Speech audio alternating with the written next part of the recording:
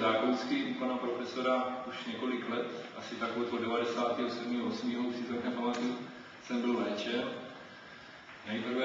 Nejprve jsem prodělal průvodu, jak již říkal, simulaci mrtvého moře pobytu, s tím ozařováním.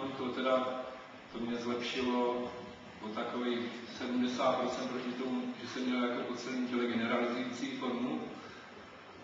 Ale prostě ta recidiva, jak již pan profesor říkal, je, že třeba se prodělá jenom chřipka obyčejná a už vlastně ten člověk zase pociťuje, že ty ložiska se obnovují a těžko se jich pak zbavit. Takže další léčba byla možná za rok, protože ten zájem na těch pacientů je hrozně moc. Tady aspoň v té Praze teda jsem dojíždějící.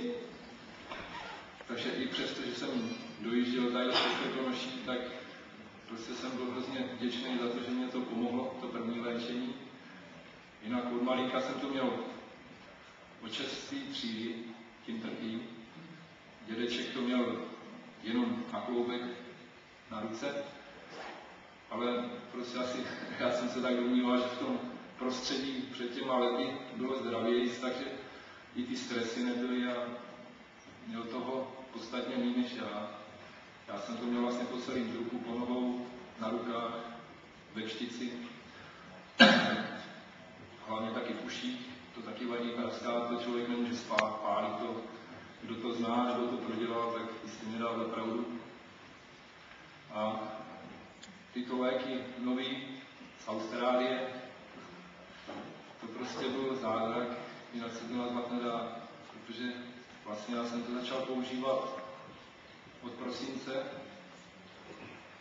nebo to listopadu, konce listopadu do prosinec a během 3 měsíců vlastně opravdu těch 95% zmizelo.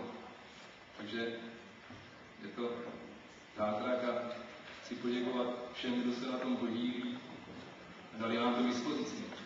Takových lidí si vážím a